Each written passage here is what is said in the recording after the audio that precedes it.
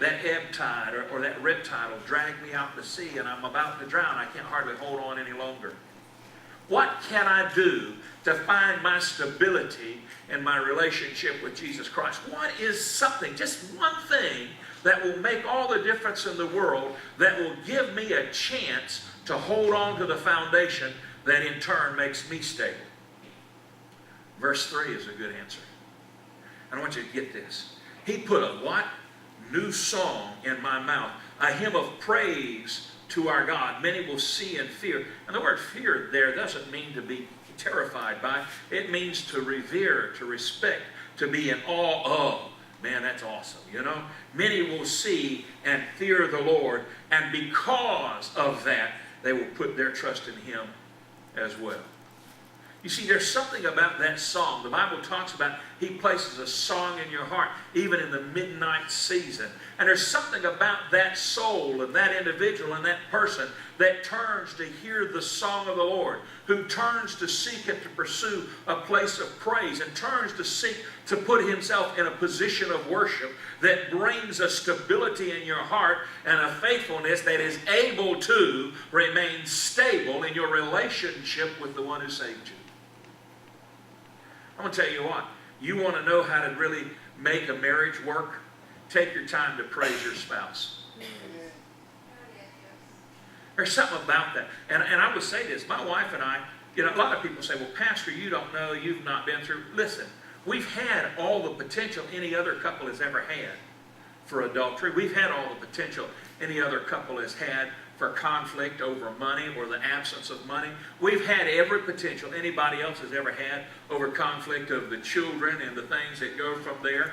You know, we've had every possibility and every opportunity to listen to all the other people as they tell me how much I could have done better, or especially tell her how much she could have done better. We've had all those opportunities that everybody else has had, and yet our relationship has remained stable because there has always been a place in our heart to be able to take the time and invest the time to speak about why I think she was the right woman for me. And I've told this over and over again. When I was in Bible college and I was in school, most of those guys that went there to become preachers, they went there, and even more important than studying theology and studying Greek and Hebrew, they were studying women.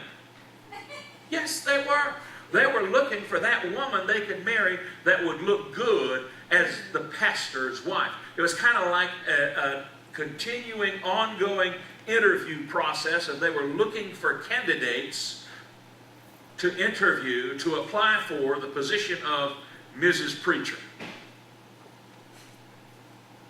And they were more interested in whether she could sing or play the piano, or whether she looked holy enough that people would respect her, or whether she could preach or teach or all those other things, and whether she was willing to be quiet and mousy in the background and hide in your shadow, or whatever it was you thought was a requisite for a perfect pastor's wife or a perfect preacher's wife.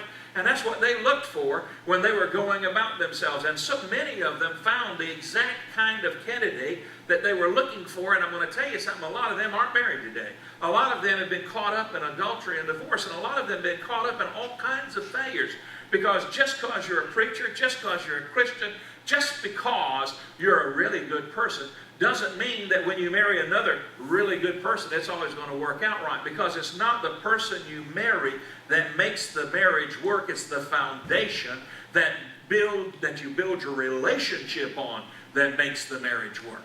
Amen. And I've told people over the years, when I went looking for a wife, I decided early on I wanted to find the smartest woman I could find. And I'm going to tell you, I was looking. You see, how many of you, and most of you too young, but how many of you remember those old Carol Burnett shows? You remember those Tim Conway and Carol Burnett sketches when it was the old man and the old woman sitting on the front porch rocking in the rocking chairs? I mean, she couldn't sit down without him getting that rocking chair rocking because she was so wobbly, and so he'd have to rock it in time with her wobble, so when she fell backwards, the chair would catch her. Yeah, I always thought that was hilariously funny. And then they would talk to each other, and they would make each other absolutely laugh or try their hardest not to laugh while the other person's trying their hardest to make them laugh. And that was the thing I wanted. I saw that, and I said, you know, I know the day's going to come when, believe it or not, and I know it's hard for some of you to imagine this, but I knew the day would come when my studliness would fade. when my manliness would kind of man out, you know, and they would revoke my man card. I knew that day would come. And I knew the day would come when she wouldn't care whether I had a man card or not, and I still wanted to have a relationship with her. I wanted to have somebody that I could hold an interesting conversation with and not have to explain to her why the last joke I told was funny. I hate having to explain a joke, especially the simple ones. Don't you know how frustrating it is for a preacher to stand up here and tell his best joke and then have to tell you, that was funny? That's awkward. And I didn't want to have to deal with that. I wanted a wife that all the way until the last breath of my life or the last breath of her life, we could find the humor in the life that surrounds us. And the truth is, after 30 plus years, because I'm not tearing up, I just, you know how that happens. But after 34 years of marriage and 36 years of being together, I can still catch her by surprise and leave her in stitches. And she can still come up with some of the most off-the-wall comments that causes me to stop and say, did you really say that?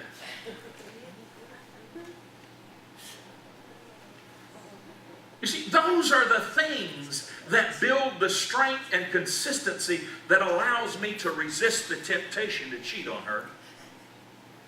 Because if I cheated on her, she wouldn't be laughing anymore. If I cheated on her, she wouldn't smile when I walked in the door. If I cheated on her, she wouldn't come in and say, I'm so glad to be home. Instead of our house being a sanctuary of peace and recovery and restoration and healing, instead of our house being a place of joy and all those things that go along with it, our house would become a battlefield. And I'm not willing to compromise the stability that gives me those places to take on the instability and fear of going to your own home. The dread of walking in that door. You see, the key is that same kind of context for what makes a marriage work is the same kind of context that makes a relationship with God work. Did you know God laughs? I'm going to tell you right now, there are times in your life, whether you want to admit it or not, He is getting a good belly laugh because of something you just said or did. Sometimes He's laughing. I remember when Nathan was a little boy and he'd get out there, he'd dance. Listen, Nathan had some moves like nobody's business. And I made a mistake one day. I used to love to watch him dance, and whenever I'm happy, I laugh. It doesn't mean something's funny, it just means I'm happy, right? And so he's out dancing, and my heart was just so overjoyed, and I was so excited and thrilled, and watching him enjoy himself dancing, and I just laughed, and I couldn't control myself, and he got so embarrassed he never danced again. I mean, that was the end of it. To this day, he doesn't like to dance. I blame myself for that, because I didn't understand it. But I want you to understand, there was a joy in my heart that when I saw him moving out there on the floor, he was about 3 or 4 years old, I saw him dancing with a deep passion. All I could see was David. I could see David dancing before the Ark of the Covenant as he walked towards the gates of Jerusalem. I could see David praising God in the dance, and he was so excited. He shucked off his kingly robes, and he was so excited. He shucked off his weapons of war. He was so excited. He stripped down to his wife beater and a pair of shorts, and he just danced unencumbered in the face of his relationship with God. Is there any wonder that God said, this is a man after my own heart? The place of stability is found when we recognize the value of the one in whom we trust, and we give Him praise, and we give Him honor, and we sing to Him, and we dance with Him, and we worship Him. And as we do those things, as we have that new song in our mouth, and as we have that hymn of praise to our God, it builds a stability in us that matches the foundation of the one we stand on. And as we do that, that in itself, you don't have to even do any preaching. That in itself, you don't have to do any explanation or practice any sort of apologetics or any evangelistic outreach. At that point, when the other person over there sees how much you enjoy the presence of God, there is an attraction that sucks them in just like a worm on a hook. The only difference is this hook's not going to kill them. How do I build stability in my life? Learn that new song. But I don't feel like singing. That's all right. That's why David said, I offer up a sacrifice of praise. Sometimes it's tough to say good things. Listen, I know I make it a hard time for my wife to say good things about me. There are times my sons don't want to say anything good about me. Years ago, when Daniel was a little boy, he was probably about 4 or 5 years old, he got so frustrated with me one day. He used to, just kind of put a little background, he used to have a conversation with his grandfather, my father, about his daddy, and my dad would pick at him and harass him. And so far as Daniel was concerned, I was Superman. And I could do no wrong, and I could just do anything I wanted to, and I could do everything he needed me to do. And his grandfather would say, no, your daddy can't do that. Oh, yes, he can. Your daddy ain't that smart. Oh, yes, he is. Your daddy ain't that good. Oh, yes, he is. And so my dad would pick on him and harass him, you know, because he was so avid in defending his father. But one day, I had irritated my son beyond the limits of his resistance. It's interesting that in the New Testament, Paul says, fathers, do not provoke your sons to wrath. There is a tendency for a father to enjoy picking at his son and pulling those right strings and twisting those right knobs and matching those buttons. I know I've watched CL do it with his kids over and over again. I've never done it but about twice. No, actually, I had pushed Daniel to the point of no return. And he got so mad at me, he looked at me, he said, you are too stupid to pour water out of a boot.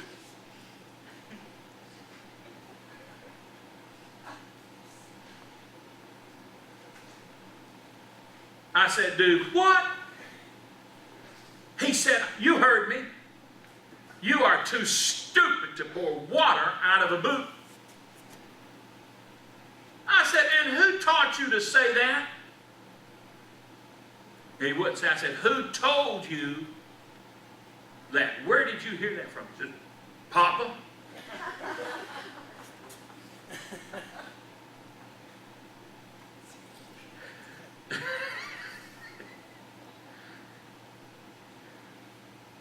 Even in those moments when we are tempted to be angry with our spouse and to demean them, to devalue them, to abuse them, even when we're tempted to fail to recognize the potential and strength of our own children, even when we're tempted to be mad at God because He doesn't always do everything the way we want it to.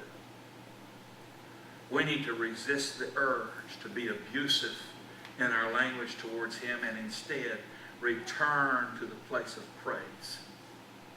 Because it isn't always easy. Paul said we need to rejoice in the Lord always. Rejoice in the Lord always. Give thanks in everything. Well, it's okay to give thanks when we just picked up a check we weren't expecting for $10,000. That's easy. It's easy to give thanks when we buy a $900, $800 set of drums for $500 and change. That's easy to be happy. It's easy to be happy when somebody comes up to us and we've been having a difficult time with them and they apologize and say, I'm sorry, I really love you. That's a whole lot easier then. But you know, He said to give thanks while they're still mad at you. Give thanks while that policeman's writing out that ticket. One of the things I practice doing is whenever a cop pulls me, and I have had a fair amount of experience in this issue, the first thing I say is, I'm sorry, I made you pull me over. And truthfully, I am, because I really don't want that ticket. But at the same point, I also want to speak peace to him, because I don't want me to be one of those people that he goes back to the office griping about. That sorry motorist, ungrateful. I spend my life, I risk my life, and I spend every day out there trying to serve and protect, and they don't even care. I don't want to be the person he says that about. And so I apologize for making him pull me over, and then I thank him before he leaves. Even if I think he's unfair with me, I still thank him, because whether I think he's fair or not, every day he gets in that car and he gets out on the highway, he puts his life on the line to protect me and my family and my friends and my neighbors and my community. And so I might not be particularly thrilled, I got to go to court. I might not be particularly thrilled, I can't afford $400 right now. I might not be particularly happy about what I'm having to go through, but I refuse to allow that negative moment to destroy a relationship of confidence and trust. I want that officer to see me out in public later and know I'm not angry with him, and know that I'm not upset with him, and know that I've got his back. It's worth it. If it's worth it for the officer, if it's worth it for my sons, my father, my wife, my friends, how much more worth it is it to take that attitude with God? Because in the end, I know He is always faithful. So I'm going to sing that new song. I'm going to sing out that hymn of praise. And it will strengthen my trust in Him and bring others to that same place. Verse 4, I want to keep reading this passage for a moment. Blessed is the one who trusts in the Lord, who does not look to the proud, to those who turn aside to false gods. Many, Lord, my God, are the wonders you have done, the things you have planned for us. None can compare with you. Were I to speak and tell of your deeds, they would be too many to declare.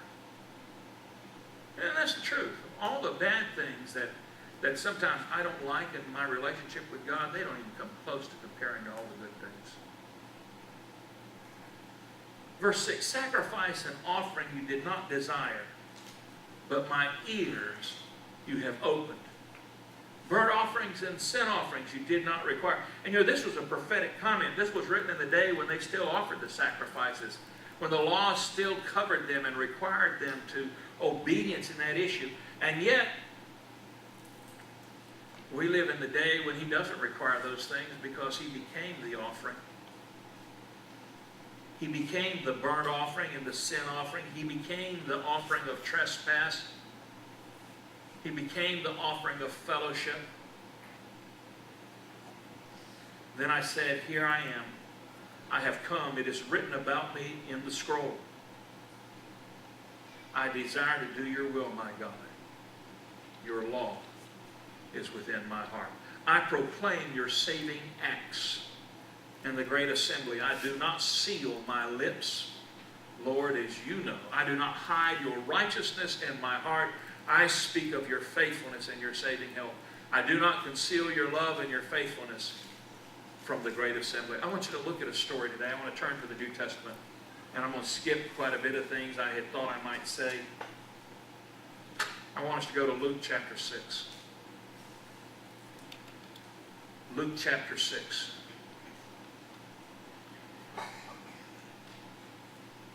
We're going to look down at verse, let's say 46. We're going to look down at Luke 6, starting with verse 46. We're going to read about 4 verses here in this passage. Jesus is speaking to His disciples, but not only to His disciples, He's speaking to many of those who were pretending to be His disciples. Here's His comment. Why do you call me Lord, Lord, and do not do what I say? Verse 47. As for everyone who comes to me and hears my words and puts them into practice, I'll show you what they're like. They're like a man building a house who dug down deep and laid the foundation on a rock. When a flood came, the torrent struck that house, but could not shake it because it was well built. Verse 49, but the one who hears my word and does not put them into practice is like a man who built a house on the ground without a foundation. In fact, in Matthew chapter 7, he built his house on the sand. The moment the torrent, the moment the storm struck that house, it collapsed, and its destruction was complete. There are many people who would go out and build their lives on nothing. We live in the great day of advertisement. We live in the great day of mighty sayings, and We live in the great day of public relations, and a lot of people, for some reason or another, they buy into the phrase, and there's a little truth in it. I'm not going to say there's no truth in it, but there's a little truth in it when they say perception is everything. I don't think perception is everything. I do think perspective leads to wisdom, but perception is not everything. You can be perceived to be great and still be absolutely worthless. You can be perceived to be successful and still be an abject failure. You can be perceived to be a nice guy and still be rotten to the core. So perception is not everything. And so many times we build our lives on perception. We build our lives worried more about what we look like and what other people think about us and what it takes to just get along. But I'll tell you, if that's the way you live your life, when the real trouble hits, when the crud hits the fan and everything is gone all around you, you will be gone with it. But when you build your life on a foundation of something stronger than you, the psalmist says, I will cling to the rock that is higher than I. When you build your life on that rock, and you build your life on the words that make up the rock. Even Jesus was speaking to his disciples. He said, who do men say that I am? And then he finally turned to them and said, well, who do you think I am? And Peter says, thou art the Christ, the Messiah, the Son of the living God. Jesus said, flesh and blood has not told you this, but upon this rock I will build my church. What rock is that? It's not Peter. It's the rock of the wisdom that recognizes the relationship with Jesus is everything. If that's the foundation of your life, when everything collapses around you, you won't have to. When everything else blows away, you don't have to. When everything else dies, you can still live because you're built on that rock. And that's the place that God has called us to live. Finally, I want to close out with Isaiah chapter 33, verses 5 through 6. Isaiah 33, 5 through 6. The Lord is exalted, for he dwells on high. He will fill Zion with his justice and righteousness, and he will be the sure foundation for your times, a rich store of salvation and wisdom and knowledge, the fear of the Lord, the awe of the Lord, the respect for the Lord is the key to this treasure. You want a solid foundation in your life? That solid foundation in your life, that point that becomes your place of salvation for eternity, is the wisdom and knowledge of the respect and honor of God in your life. If you pursue those things, if you invest in those things, if you cling to those things, when the time of testing comes, when the time of trial comes, you will not be found wanting. You will not fail. You will not be deceived. You will not be destroyed. You will stand. The Bible tells us that Jesus is the rock. It tells us two things about that rock. For those who trust in him and for those of us who believe in him and rest in him, he is that sure foundation beneath our feet. But for those who reject him and depend on their own righteousness and their own goodness and their own personal value, he is the rock that will fall on them and crush them. So you got a choice. Under the rock or on the rock. Today is the day that we have to divorce ourselves from that mindset of, I just want to get along. Divorce ourselves from that mindset of compromise. Divorce ourselves from that mindset of it really doesn't matter anyway. And recognize that when we put all our faith and value and trust in the person of Jesus Christ and our relationship with him, our life will stand. Not just today, not just tomorrow, but for eternity. Let's stand. Father, right now,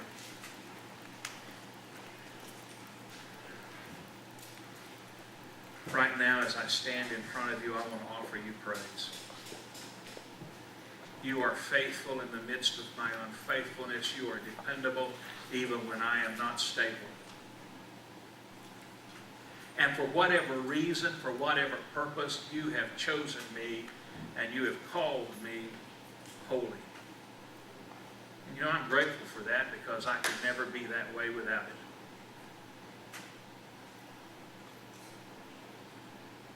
I know I couldn't earn it. And so today I want to offer up a song. Today I want to sing a hymn of praise. Today I want to lift my hands and worship you. And I want to give your name glory because as I invest myself in praise and in worship, and I sing before you, and I dance in your presence, it builds strength in my heart and life. And as I pursue your word to discover and uncover and find the revelation and illumination of your wisdom and knowledge, it molds me into the man that you have created me to be. I do not want to be that unstable person who lives on slippery ground, who gets caught up in quicksand, who falls because I have no foundation. I cannot believe in myself. It's not enough to believe in my wife or my children or my family. So therefore, I will believe in you.